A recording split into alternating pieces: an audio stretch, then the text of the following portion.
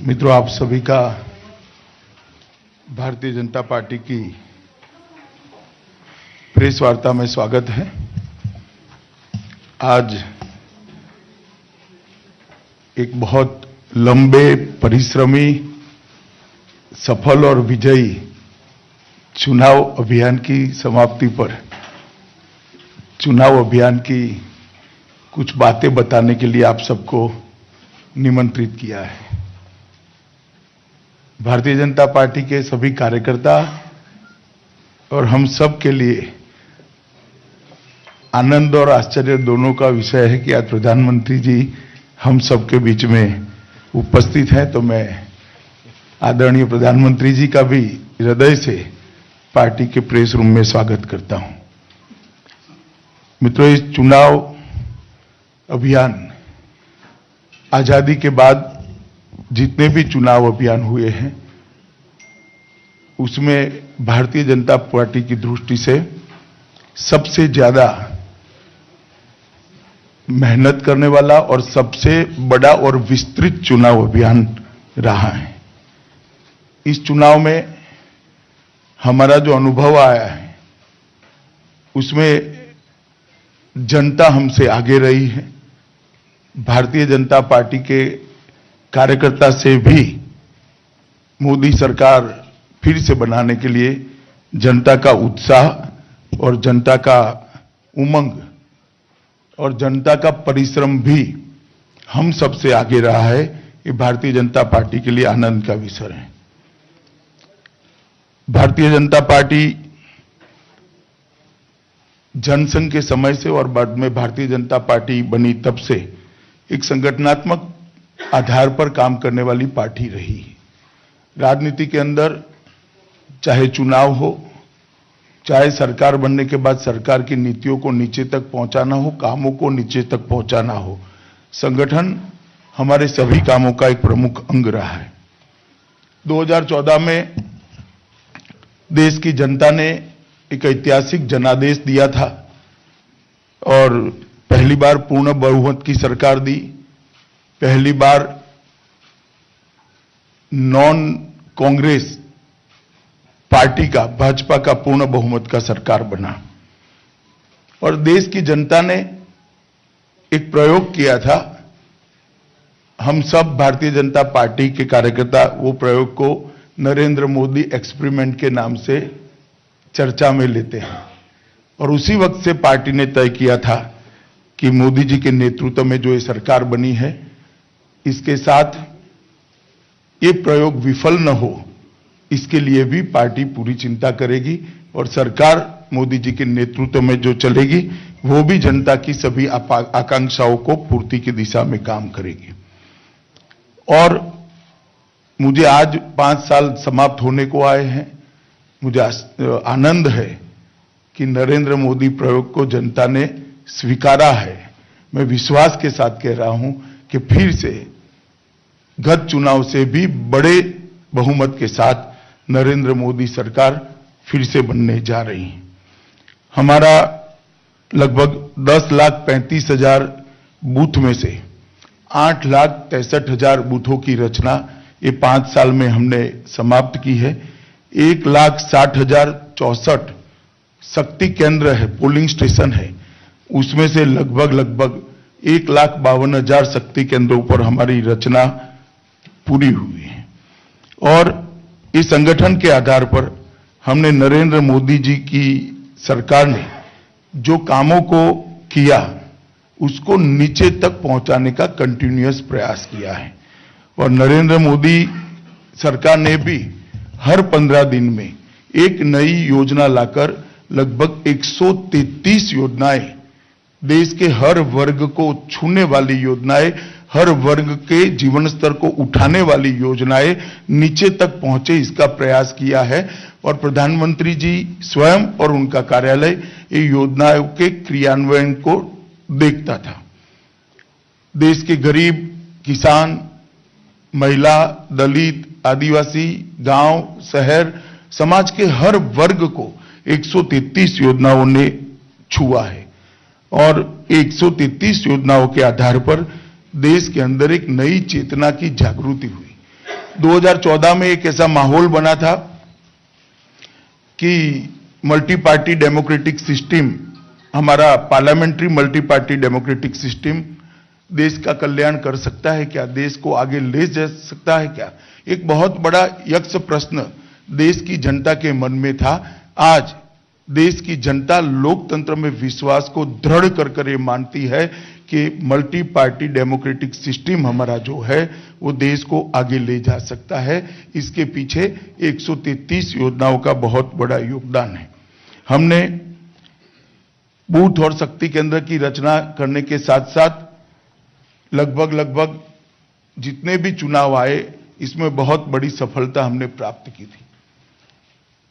2014 में हमारे पास 6 सरकारें थी, आज हमारे पास 16 सरकारें हैं। लगभग एक समय पर देश में 19 राज्य सरकारें भारतीय जनता पार्टी की थी और इसका मुख्य कारण है कि 50 करोड़ गरीबों को उनके जीवन स्तर को उठाने के लिए इस सरकार ने बहुत बड़ा सफल प्रयास किया और उनके जीवन स्तर को उठाया है।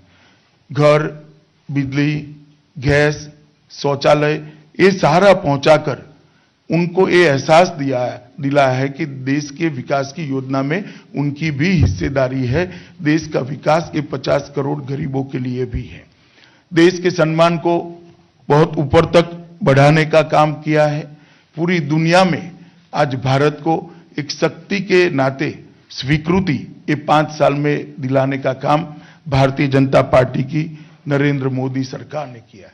आज देश के 125 करोड़ देशवासियों के मन में देश की सुरक्षा के लिए किंचित मात्र असुरक्षा का भाव नहीं है।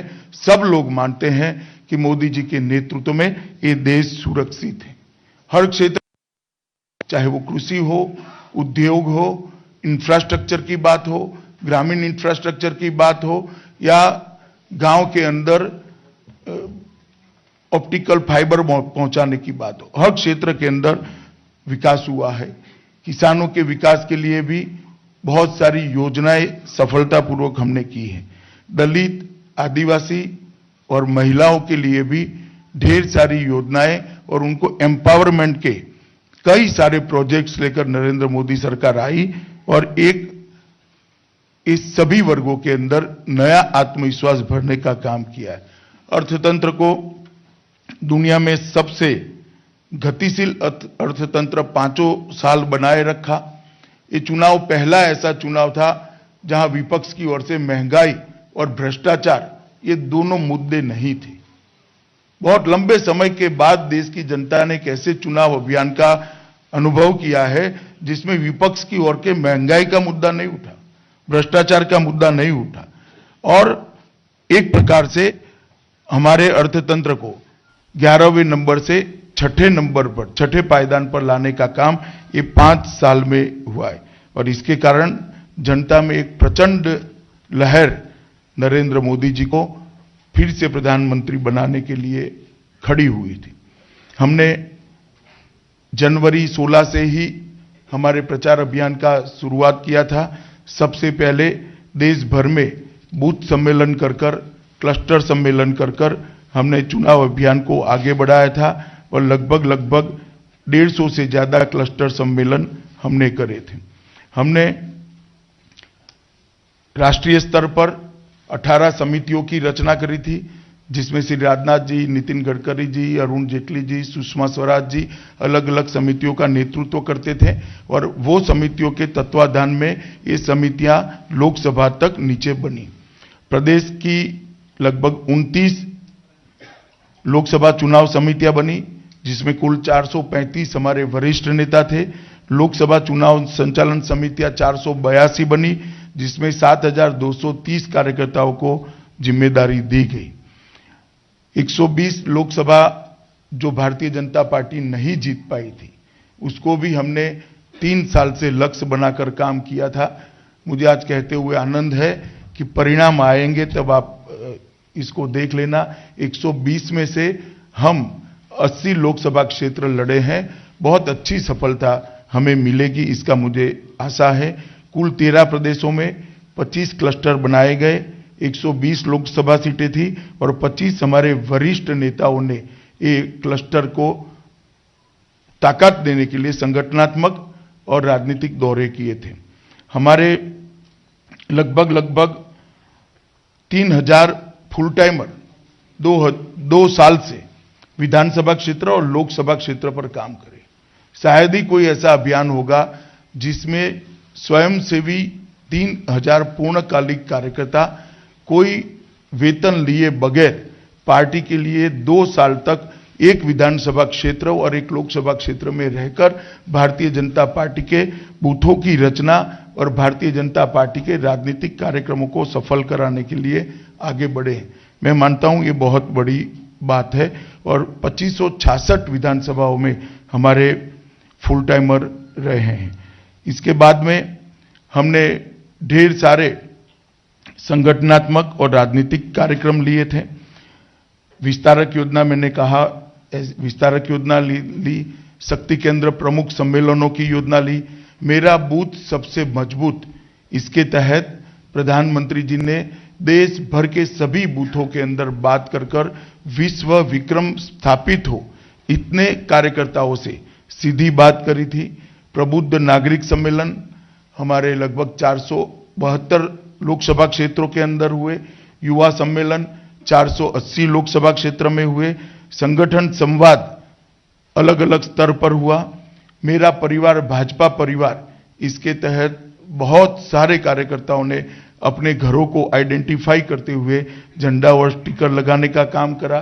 देश भर में लगभग 3800 विधानसभाओं में कमल संदेश बाइक रैली निकाली गई। 22 करोड़ लाभार्थियों के घर में एक ही दिन दीप जलाकर कमल ज्योति संकल्प लेकर कमल दीपावली का कार्यक्रम किया गया। मैं भी चौकीदार हूं अभियान, जो दरअसल जनता में से ही उभर कर आया था, वो मैं भी चौकीदार हूं अभियान भी देश भर के अंदर चला और भारत के मन की बात के द्वारा हमारे चुनाव संकल्प पत्र को बनाने के लिए हमने बहुत सारे सुझाव इकट्ठा किए और इसमें से बहुत सारे सुझावों को लेते हुए हमारे संकल्प पत्र को हमने फाइनल स्वरूप दिया था। देश भर में हमने 161 कॉल सेंटर बनाए गए। 161 कॉल सेंटरों ने 6 महीने तक काम किया और 15,682 कॉलर्स, जिसमें से अधिकांश हमारे कार्यकर्ता थे, ये देश भर में बैठकर 2 लोकसभा क्षेत्रों के बीच में इस प्रकार से कॉल सेंटर बने। नॉर्थ ईस्ट में बड़ा क्लस्टर बनाया था और ये 15,682 कॉलर ने लगभग 24 करोड़ 81 लाख लाभार्थियों को संपर्क करने का अभियान चलाया। बहुत बड़ा अभियान 6 महीने में चला है। 24,81 करोड़ लाभार्थी हमारी 16 राज्य सरकारें और केंद्र सरकार के मिलाकर हमने करे हैं। इसके आधार पर एक बहुत बड़ा जनसंपर्क लाभार्थियों का हमने करने का काम किया। इस चुनाव की सबसे बड़ी बात रही कि नरेंद्र मोदी सरकार के किए गए काम और प्रधानमंत्री जी के लिए लोगों का जो लगाव है, इसके कारण प्रधानमंत्री जी की लोकप्रियता के कारण ढेर सारे वॉलंटियर्स हमें प्राप्त हुए, जो भारतीय जनता पार्टी के कार्यकर्ता नहीं थे, परंतु भारतीय जनता पार्टी फिर से चुनकर आए और प्रधानमंत्री जी फिर से नरेंद्र मोदी जी देश के प्रधानमंत्री बने। इसके लिए काम करने वाले करोड़ों लोगों को मैंने इस चुनाव में देखा है। नमो ऐप के माध्यम से, नमो मर्चेंटाइल्स के माध्यम से और माइक्रो डोनेशन के माध्यम से हमारे चुनाव अभियान को ढेर सारे वॉलंटियर्स ने गति दी। मैं भी चौकीदार अभियान, चाहे बुजुर्ग हो, युवा हो, पुरुष हो, महिला हो, किसान हो, मजदूर हो, नौकरी करने वाला हो या जर्नलिस्ट भी हो, सभी प्रकार के लोगों ने, मैं भी चौकीदार हूं अभियान के साथ अपने आप को संबंध पाया। फिर एक बार मोदी सरकार, ये अभियान भी लोगों में से ही उठा, नारा भी वॉलंटियर्स ने ही बनाया, आएगा तो मोदी ही, मोदी है तो मुमकिन है। ये सारे नारे इस बार हमारी पार्टी ने नहीं दिए, ये सारे नारे वॉलंटियर्स ने दिए, पार्टी ने उनको आगे बढ़ाया और जनता ने स्वीकारा। मैंने चुनाव अभियान में लंबे समय तक देश का दौरा किया है। जब फिर एक बार मोदी सरकार का नारा हम शुरू में लगाते थे मार्च में, तो फिर एक बार बोलते ही सामने से मोदी सरकार का जवाब आता था। अंतिम 4 दिनों के चुनाव में फिर एक बार मोदी सरकार का नारा बदलकर जनता ने ही बार बार मोदी सरकार का नारा बना दिया। फिर एक बार मोदी सरकार माइक में बुलाते थे तो लोग सामने से बार बार मोदी सरकार नारा बुलाते थे। मित्रों, इसके साथ में जो प्रधानमंत्री जी ने दौरा किया है इसकी भी मैं थोड़ी डिटेल देना चाहता हूं, और मैं बहुत गर्व के साथ कह रहा हूं क्योंकि श्री नरेंद्र मोदी भारतीय जनता पार्टी के प्रधानमंत्री है। देश की आजादी के बाद जितने भी चुनाव अभियान है इसका कोई भी स्टडी कर सकता है।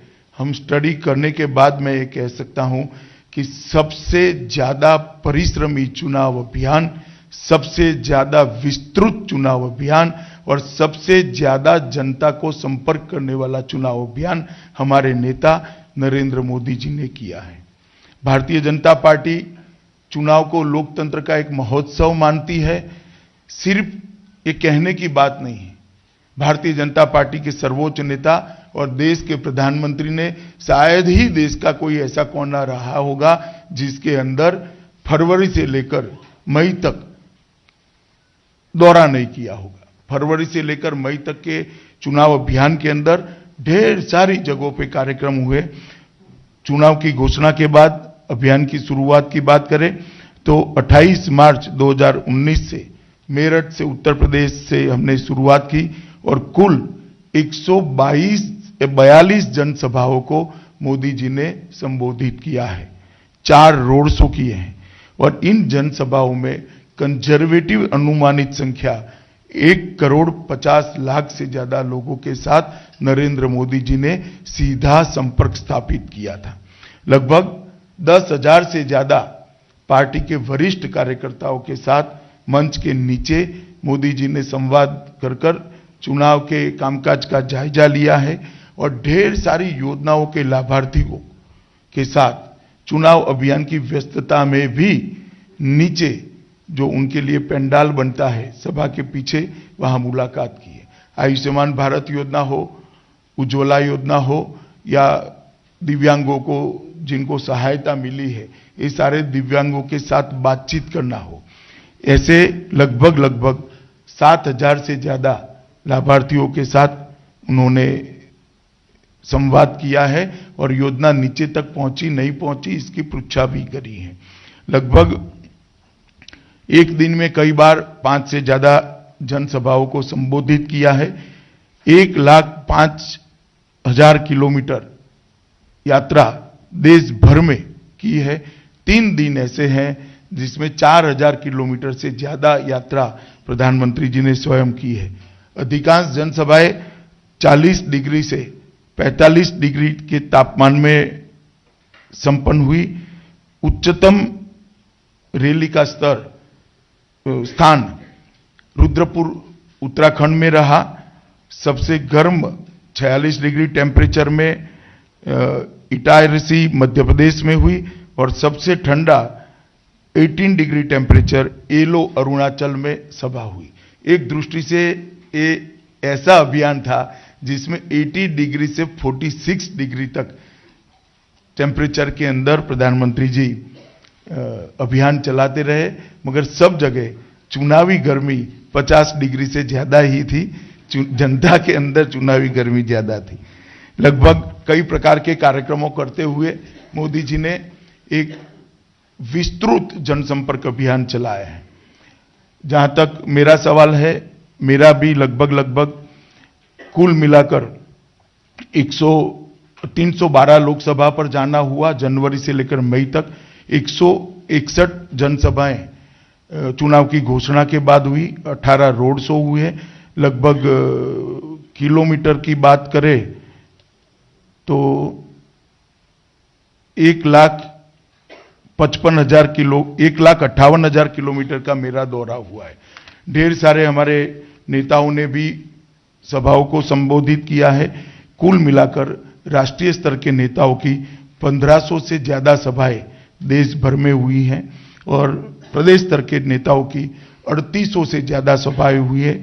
3800 विधानसभा क्षेत्रों में हर विधानसभा में 4 से ज्यादा कार्यक्रम हुए। 3800 असेंबली में 4 से ज्यादा कार्यक्रम हुए। मुख्यमंत्रियों ने भी बहुत परिश्रम किया है। श्री योगी आदित्यनाथ ने 135 सभाएं करी हैं। 91 सभा देवेंद्र फडणवीस जी ने की है। 86 सभा विजय रूपाणी जी ने किया है। त्रिवेंद्र सिंह रावत ने 58 सभाओं का दौरा किया है और जयराम ठाकुर जी ने कुल देश में 106 सभाओं को किया है। प्रचार प्रसार और बाकी सब दृष्टि से ये हमारा चुनाव अभियान मैं मानता हूं सुनियोजित और भारतीय जनता पार्टी का जो संस्कार है वो संस्कार के हिसाब से संगठन के माध्यम से ये चुनाव अभियान को हम नीचे तक ले गए और बहुत सारे कार्यकर्ताओं के फीडबैक और हमारे फीडबैक के आधार पर मैंने 2 दिन भी पहले भी आप लोगों को बताया था। प्रधानमंत्री श्री नरेंद्र मोदी जी ने भी बताया है, मगर मैं फिर से एक बार आज रिपीट करना चाहूंगा कि 23 मई को जब चुनाव के नतीजे आएंगे, हम सभी भारतीय जनता पार्टी के कार्यकर्ताओं को पूरा भरोसा है कि हम 300 से ज्यादा सीट जीतकर भारतीय जनता पार्टी पूर्ण बहुमत के साथ एनडीए की सरकार बनाने जा रही है और मोदी जी फिर से एक बार इस देश के प्रधानमंत्री बनने जा रहे हैं। मित्रों, ये चुनाव अभियान के अंदर मोदी जी ने ढेर सारे साक्षात्कार भी किए हैं, ढेर सारे प्रिंट मीडिया को भी इंटरव्यू दिए हैं और एक दृष्टि से सबसे ज्यादा जनसंपर्क प्रधानमंत्री जी ने किया हो ऐसा चुनाव अभियान अब कुछ क्षण में ये प्रेस वार्ता की समाप्ति के बाद समाप्त हो जाएगा।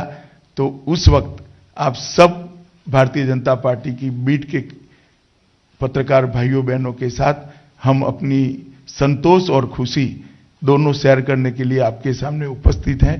अब मैं हम सब की ओर से प्रधानमंत्री जी को आग्रह करूंगा कि हम सब से बात करें।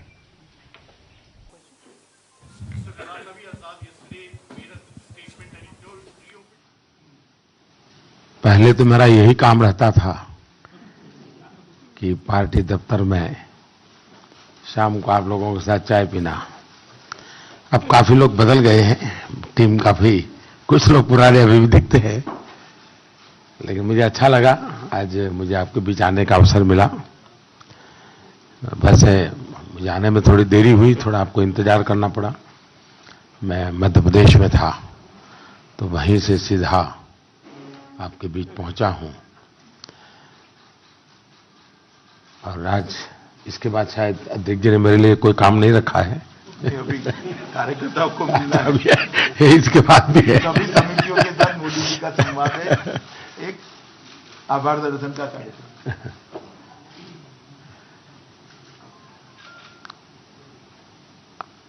मैं मानता हूं कि कुछ बातें दुनिया के लिए हम गर्व के साथ कह सकते हैं। ये दुनिया का सबसे बड़ा लोकतंत्र है, लेकिन इस लोकतंत्र की ताकत क्या है, ये विश्व के सामने ले जाना, ये हम सबका दायित्व है। ये कोई सरकार का या किसी पॉलिटिकल पार्टी का नहीं है। और मैं मानूंगा कि विश्व को हमने प्रभावित करना चाहिए कि हमारी डेमोक्रेसी कितनी वाइब्रेंट है, कितनी विविधताओं से भरी हुई है, कितनी अच्छाइयां हैं उसमें। अब इतना बड़ा चुनाव चल रहा है, 2 चुनाव ऐसे गए 2009 और 14 के आईपीएल मैच को भी बाहर ले जाना पड़ा था। आज जब सरकार सक्षम होती है तो रमजान भी चलता है, आईपीएल मैच भी चलता है, ईस्टर भी होता है, हनुमान जयंती भी होती है, राम जयंती भी होती है, नवरात्रि भी होता है, बच्चों के एग्जाम भी चलते हैं और चुनाव भी चल रहे हैं और सब कुछ, यानी ये हमारे देश की अपनी ताकत है। मैं इसको कोई सरकार की अमानत के रूप में पेश नहीं कर रहा हूं, ये भारत के गौरव की बात है। ऐसी बहुत सी चीजें हैं जो आप लोग भी, और मैंने देखा है शायद पत्रकारिता जगत में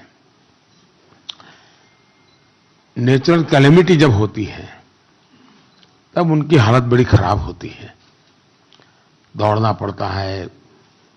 और दूसरी शायद चुनाव के समय होता है, इतनी कंपटीशन होती है, इतनी मेहनत करनी पड़ती है, उतनी धूल भागनी पड़ती है।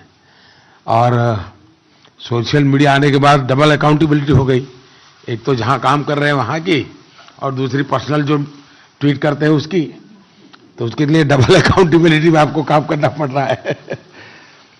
तो आपने भी बहुत परिश्रम किया है, जरूर 23 तारीख तक आपको कुछ न कुछ आराम आपके ऑफिस से मिलेगा, हमारी तरफ से तो जरूर मिलेगा।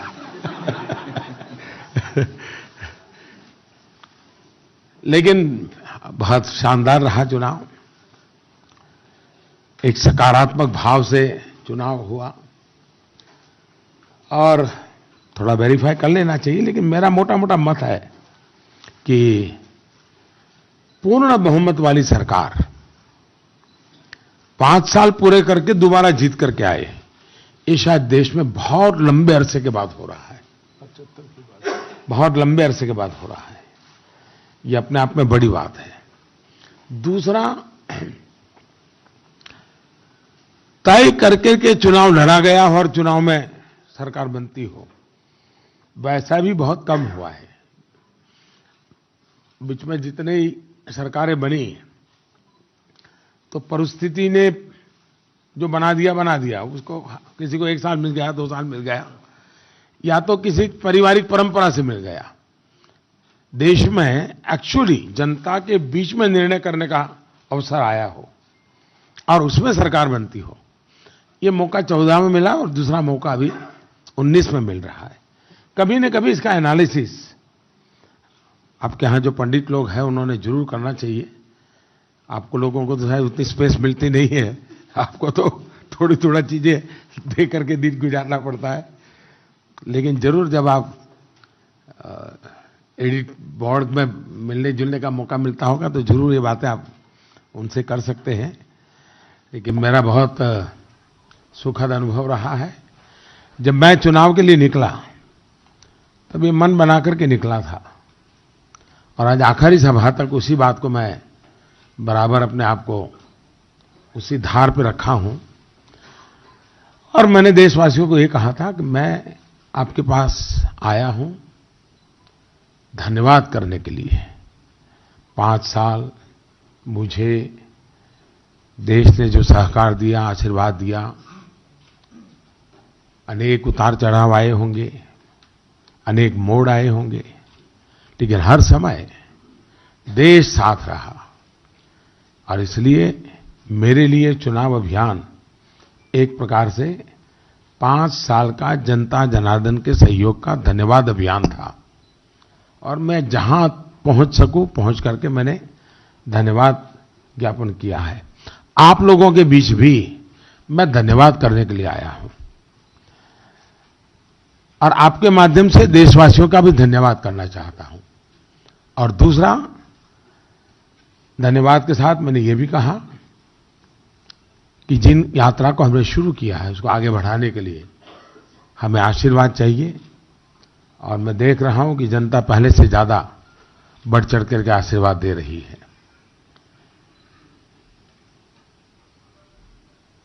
16 मई को पिछली बार 14 में रिजल्ट आया था, और 17 मई को एक बहुत बड़ी कैजुअलिटी हुई थी। आज 17 मई है।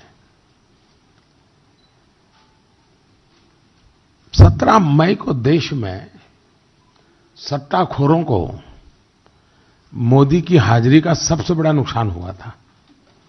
अरबों खरबों का नुकसान हो गया था सट्टाबाजों को।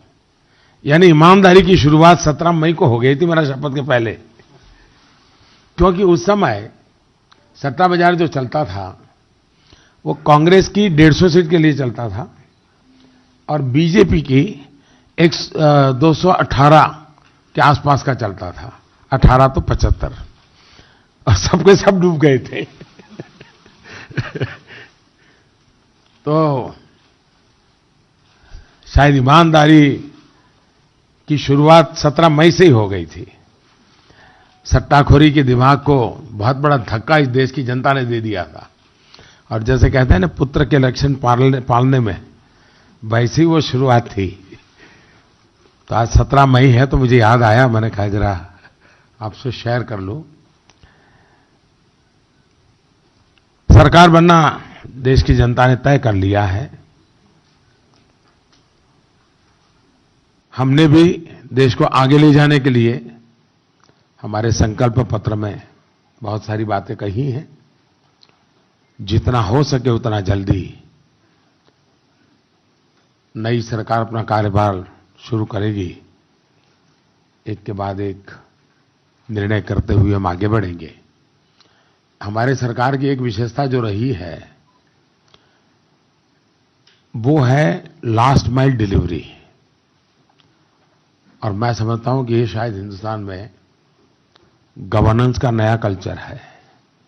और जो अमित भाई बता रहे थे कि जो लाभार्थी के आखिरी व्यक्ति को हमने जो संपर्क किया है, ये अपने आप में, मैं जानता हूं ये मीडिया की दृष्टि से जो बातें अमित भाई बता रहे थे मजा आने वाली नहीं थी।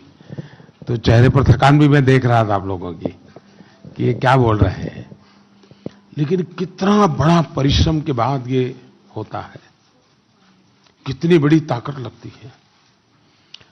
एक संगठन के आधार पर चुनाव कैसे लड़ा जाता है, ये अपने आप में लोकतंत्र की असली ताकत है। ठीक है, अभी शायद ये आपाधापी में, तू मैमे की दुनिया में इन चीजों के लिए लिखने के लिए आपको स्पेस भी नहीं मिलेगा। इवन इलेक्ट्रॉनिक मीडिया में भी शायद आपके लिए 2-5 सेकंड से ज्यादा कुछ मिलेगा नहीं।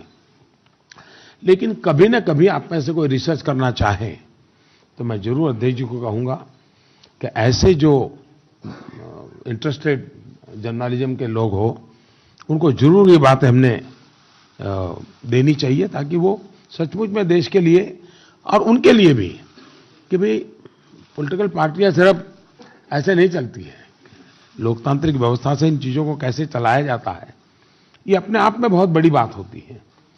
और अच्छा है कि देश की नई पीढ़ी को पता चले कि भाई ये ऑर्गेनाइजेशन कैसे चलता है, इतना बड़ी व्यवस्थाएं कैसे चलती हैं, इतनी बड़ी ह्यूमन रिसोर्स को इतना मोबिलाइज करना और बड़ा टारगेटेड फोकस एक्टिविटी देना, ये अपने आप में बहुत बड़ा काम होता है। इसका काफी आंकड़ों में तो बताया है, लेकिन उसका स्केल आप देखेंगे। अब मेरी पहली सभा हुई मेरठ में, आखिरी सभा हुई आज मध्य प्रदेश में। दोनों का बड़ा लिंक है जी। 1857 की क्रांति मेरठ, और आज मैं मध्य प्रदेश में गया, वहां का एक भीमा नायक आदिवासी जो 1857 के आंदोलन का नेतृत्व कर रहा था और जिसको फांसी हुई थी। यानी हमारी योजना ऐसे नहीं होती। आपको लगता होगा कि लास्ट मोमेंट ऐसा कर दिया, लास्ट मोमेंट ऐसा कर दिया, ऐसा नहीं होता है जी। हम बहुत डिटेल में प्लान करके चीजों को ऑर्गेनाइज करते हैं। और ठीक है, हमारा प्रोग्रेसिव अनफोल्डमेंट रहता है, सब चीजें पहले से नहीं बताते हैं, धीरे धीरे आपको पता चलता है। तो मेरा एक भी कार्यक्रम कैंसिल नहीं हुआ है इतने बड़े अभियान में, नॉट अ सिंगल। और बाय एंड लार्ज वेदर ने भी मुझे ज्यादा तकलीफ नहीं दी है। कभी कभी हेलीकॉप्टर खराब हो जाते थे तो एक हेलीकॉप्टर में सबको भर देते थे, लेकिन एक भी कार्यक्रम मेरा कैंसिल नहीं हुआ। सारे के सारे कार्यक्रम पूरे हुए। यानी एक प्रकार से डिसिप्लिन को जितना फॉलो कर सकते हैं करने का प्रयास किया है। और पहले दिन से चेहरे पर जो उत्साह और उमंग था, उसी उत्साह और उमंग के साथ आपके बीच आया हूं। और अभी शाम का एक कार्यक्रम पूरा होने के बाद फिर से अपने सरकारी कामों में जुड़ जाऊंगा। तो धन्यवाद दोस्तों, आपसे मिलने का मौका मिला। Thank you very much and thanks for everything.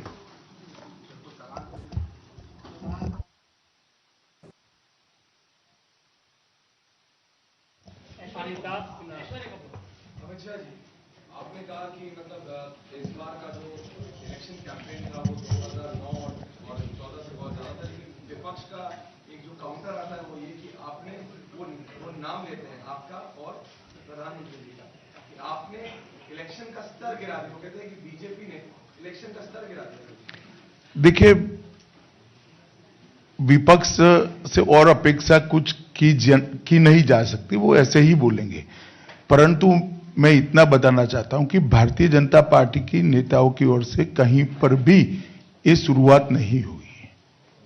अब मुद्दों को बताना, भ्रष्टाचार की बात करना, भ्रष्टाचार के बारे में उल्लेख करना, उसको अगर आप स्तर गिराना चाहते हो तो मैं मानता हूं कि भ्रष्टाचार के मुद्दों को जनता के सामने रखना हमारा लोकतांत्रिक दायित्व भी है और अधिकार भी है। मगर आप किसी के भ्रष्टाचार को बात करो और उसको आप स्तर गिराना कहते हो तो वो ठीक नहीं।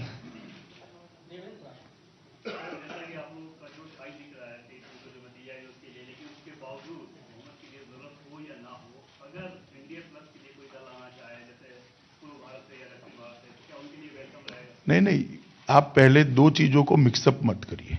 सरकार बनाने के लिए भारतीय जनता पार्टी के स्वयं के पास पूर्ण बहुमत होगा। हम 300 से ज्यादा सीट प्राप्त करेंगे, ये हमारा पूर्ण विश्वास है, इसमें कोई कंफ्यूजन का सवाल ही नहीं है। सरकार एनडीए की बनेगी और उसके बाद भी हमारी नीतियों और कार्यक्रमों को देखकर कोई जुड़ना चाहता है तो सभी का स्वागत है। के चुनाव में विपक्ष बिखरा हुआ नहीं था, कई गठबंधन नहीं थे और भाजपा को पूर्ण बहुमत मिला था। इस बार कई राज्यों में गठबंधन बने हैं, पूरे देश में नहीं हुआ, उसका कितना असर? देखिए, हमने 2014 से ही 50% की लड़ाई की तैयारी की थी और जिस प्रकार से नरेंद्र मोदी सरकार का परफॉर्मेंस रहा, मैं आपको दो आंकड़े कहना चाहता हूं। 22 करोड़ से ज्यादा लाभार्थी केंद्र सरकार के थे, 22 करोड़ से ज्यादा, और हमें गत चुनाव में 17 करोड़ वोट मिले थे। गत चुनाव में हमारे पास 2.5 करोड़ कार्यकर्ता थे, इस बार 11 करोड़ कार्यकर्ता है।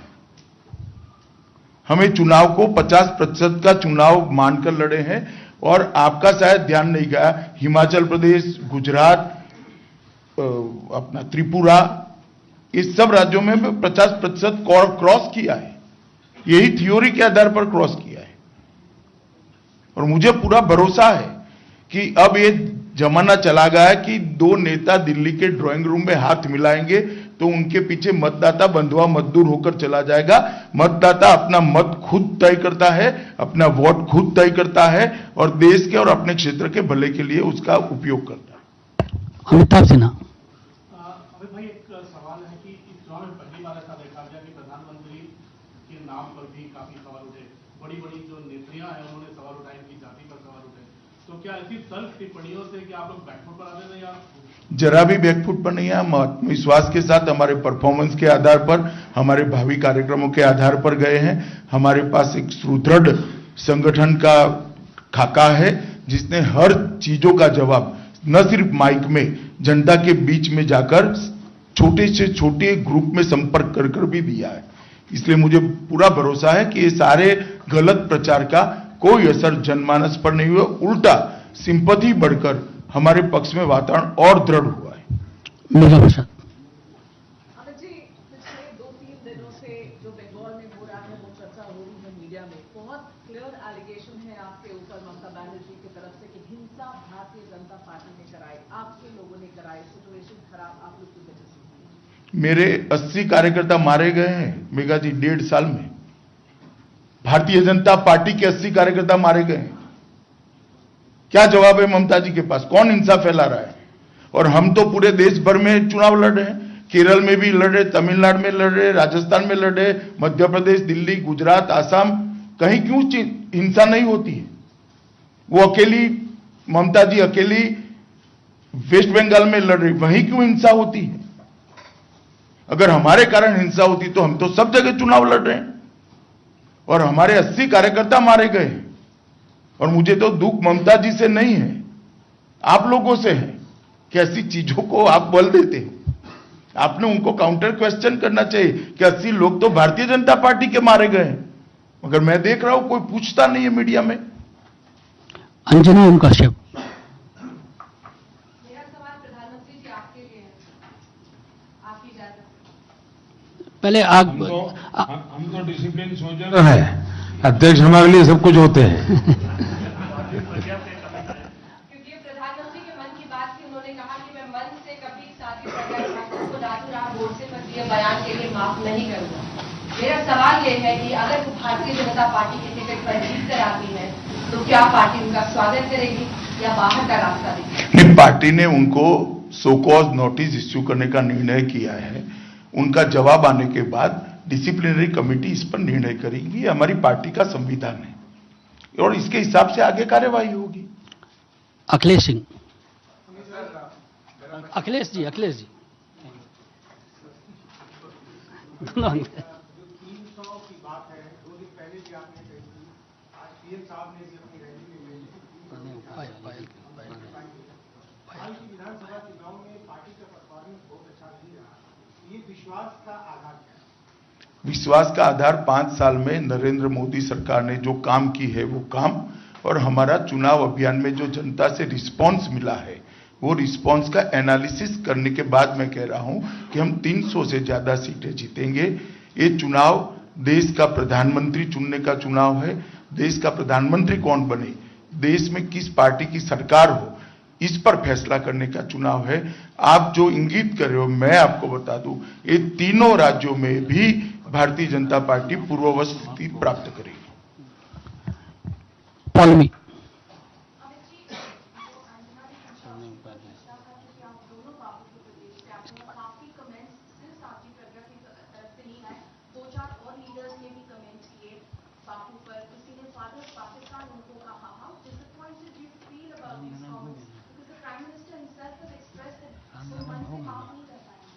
नहीं, पूरी भारतीय जनता पार्टी को खेद है, इसीलिए प्रॉम्प्ट एक्शन लिए गए हैं। डिसिप्लिनरी कमेटी ने आज ही उनको नोटिस इश्यू कर दिया है और 10 दिन का समय दिया है और उसके बाद तुरंत ही फैसला करेंगे जो उचित होगा। ये तीनों नेताओं के जो बयान है, इसके साथ पार्टी अपने आप को संबंध नहीं पाती है। हम इस प्रकार की बातों को निजी मानते हैं, न केवल निजी मानते हैं, इनके लिए जो रिस्पॉन्सिबल लोग हैं इनको नोटिस इश्यू कर डिसिप्लिनरी एक्शन लेने के लिए भी हमने प्रोसीडिंग स्टार्ट की है। प्रणय उपाध्याय।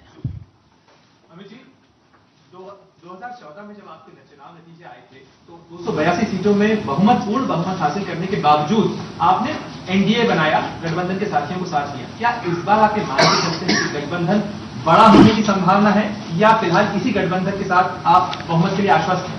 देखिए, बहुमत के लिए मैं फिर से एक बार कह दूं, किसी के मन में कंफ्यूजन न रहे।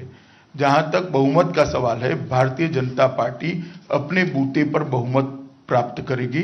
हम 300 से ज्यादा सीटें जीतेंगे।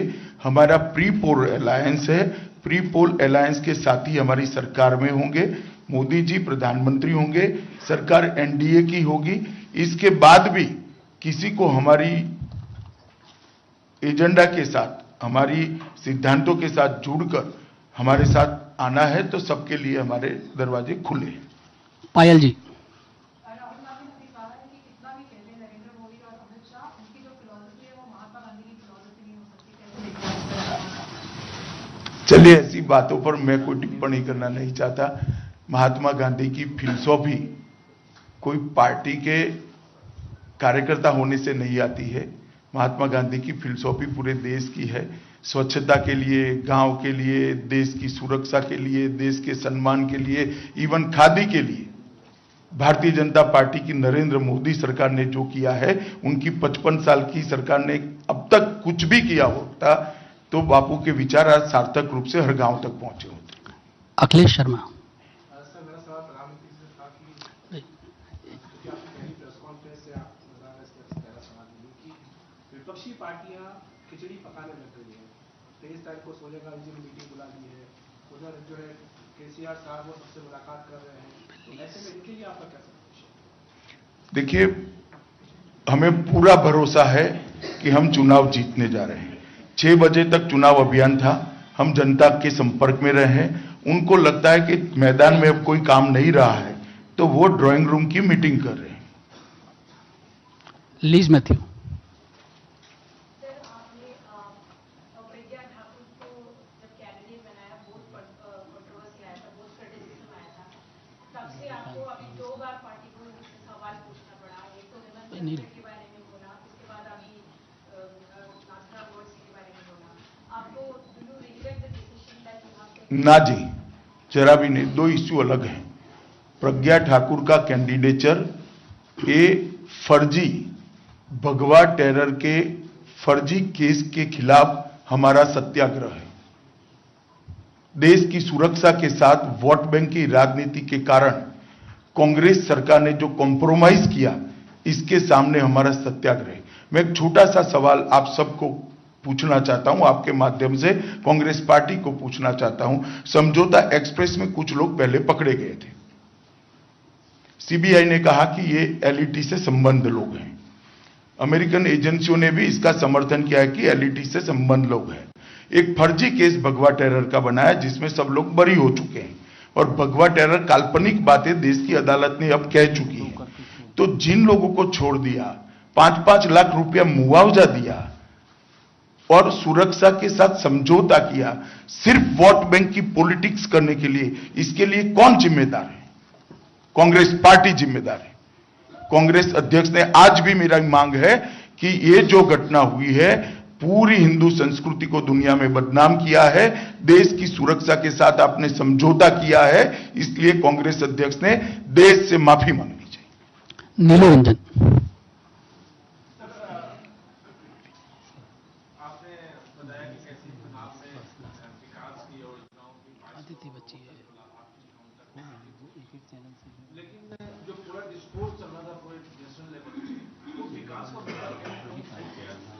और दूसरे जो ध्रुवीकरण के मुद्दे हैं और बाकी चीजें जो हैं बड़ी चीजों को आ रही थी, तो लगता नहीं कि विकास का मुद्दा कहीं ना कहीं पीछे नहीं, आप स्वतः ही कोई भी भारतीय जनता पार्टी के नेता का भाषण उठाकर एनालिसिस मिनटों में कर दीजिए। 40 मिनट के भाषण में 29 मिनट, 35 मिनट, 36 मिनट विकास के मुद्दे होते थे, 3-4 मिनट पॉलिटिकल जवाब देते थे। मगर दुर्भाग्य की बात है कि टीआरपी के कारण और फ्रंट पेज टाइटल बनाने के कारण वो 3 मिनट वाली चीजें ही छपती है। हम क्या कर सकते हैं भैया? आप सबको मैं कहता हूं, भारतीय जनता पार्टी के किसी भी नेता का भाषण का एनालिसिस करिए और विकास की बात कितने मिनट तक की गई वो निकालिए। ये सारे मुद्दे हमने विकास के रखे हैं जनता के सामने, और जनता ने सुने भी है, स्वीकारे भी है। रविकांत। जी, प्रधानमंत्री जी ने अपने इंटरव्यू में कहा कि विपक्ष ने उनकी इमेज को डिस्ट्रॉय करने को ही एक बड़ा मुद्दा बना दिया था, और उसके लिए जो मुद्दे चुने गए राफेल का,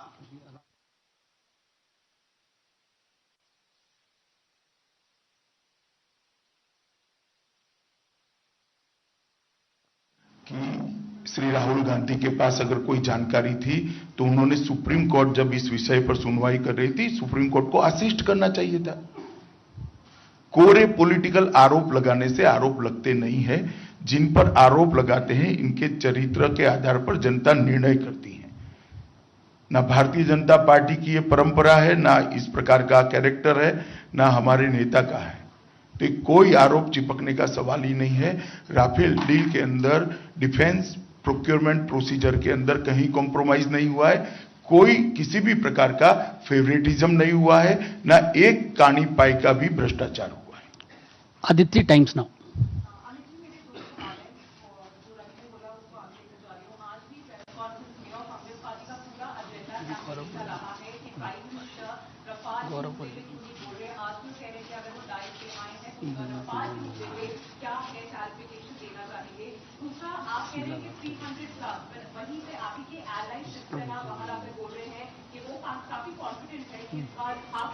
पहुंचने के लिए बीजेपी को अपने एलाइज की जरूरत पड़ेगी। चलिए वो ठीक है, किसी के व्यक्तिगत विचार है, मगर हम बहुत ज्यादा सीटों पर लड़ रहे हैं, अच्छा फीडबैक हमारे पास है। मगर शिवसेना का भी जो व्यू है वो अपना व्यू है, इस पर मैं क्यों टिप्पणी करूं? मैंने मेरी बात जनता के सामने रखी है, आपके सामने रखी है। मैंने जवाब दे दिया ना, हर चीज का जवाब प्रधानमंत्री जी ने देना जरूरी नहीं है, क्योंकि सवाल का बुनियाद ही नहीं है, बेसिस नहीं है। कांग्रेस पार्टी पर जितने भ्रष्टाचार के आरोप लगे या तो केक से जनरेट हुए थे, या सुप्रीम कोर्ट ने जांच ऑर्डर किया था, या सीबीआई, उनकी सरकार की सीबीआई ने इन्वेस्टिगेशन शुरू किया था, तब वो कटघरे में आए थे। इसका कोई बेस ही नहीं है, क्या जवाब देना है? नवीन और देश की रक्षा मंत्री ने पार्लियामेंट के अंदर हर चीज का जवाब दिया है, हर चीज का जवाब दिया, और सुनने के लिए भी राहुल गांधी बैठे नहीं थे। नवीन ये नहीं। आपने बोला कि 120 ऐसे सीट सेंस का आप लोगों ने काम किया है, आपको क्या लगता है किन राज्यों में जहां पे भाजपा की सरकारें नहीं थी, किन नई सीट पे आप लोग अच्छा कर पाएंगे?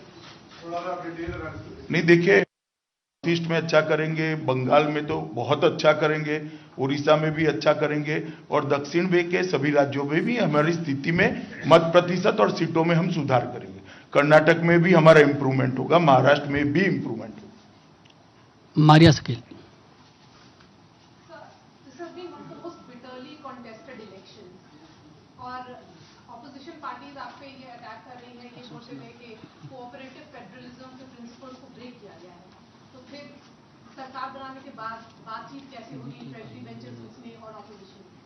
मैं नहीं मानता चुनाव अभियान में आरोप प्रति आरोप से कोऑपरेटिव फेडरलिज्म का सिद्धांत टूट जाता है। हर चुनाव में होते हैं जी, और इतना संकुचित मन है तो साथ में दिक्कत आएगी। हमारा मन इतना संकुचित नहीं है। अशोक सिंघल। सवाल ये, आपने कहा कि हर 15 दिन में नई योजनाएं आप लोग लाते रहे, काफी काम किए, कोई ऐसा काम होगा जो पूरा नहीं कर पाए जिसका मलाल हो? हम मीडिया को साथ में नहीं ले पाए, इसका 5 साल के बाद बहुत बड़ा मलाल है कि आप लोगों को कन्विंस नहीं कर पाए। चलिए, धन्यवाद सबका, बहुत बहुत धन्यवाद।